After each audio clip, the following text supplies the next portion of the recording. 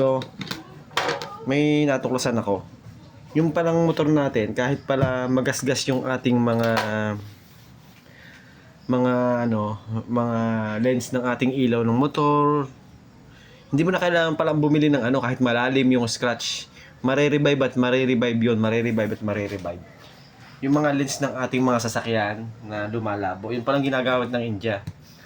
Ang sikreto lang pala ay bapping. Bapping pala ang kailangan natin. Bapping ang kailangan natin gawin para ma-revive. Parang hindi lang pala basta bapping. Bapping na rin yun kasi pakikinisin mo yung gas-gas eh. Kasi most of the lens ng ilaw, lens ng ay made up of fiber. Ngayon, pag ang fiber para lens na rin yun, lumilinaw yun na kasing linaw ng glass. Same na same. Ito yung Naisip ko na ako. Ito yung sample ng ating Ito yung sample ng ating na-revive ko. Na-revive ko siya, napakinis ko, napaganda ko siya.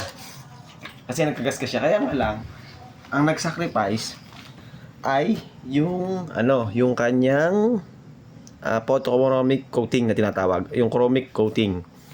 Iniisip ko nga, pagka sa motor gusto susunod, gusto kong sino kaya yung technology yung ginagamit nila doon. Kung paano sila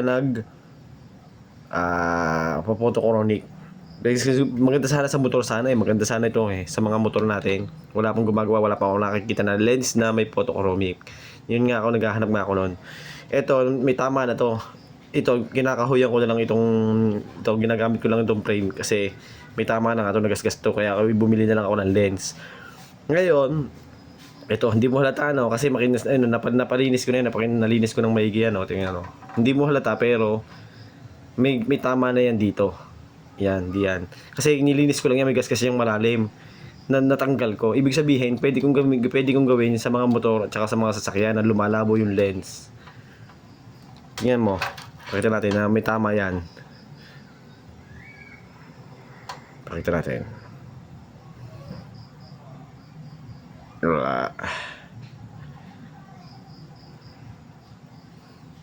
Oh, may tama siya, kita mo? Ayan may tama siya. May gas kasi sa gitna. Pero napakinis ko lang. Hindi na halata. Ganyan din yung gagamitin ko sa mga headlight. Ngayon, pwede na tayong hindi bumili ng ating mga headlight. Ito kasi may coating. Itong lens na to may coating.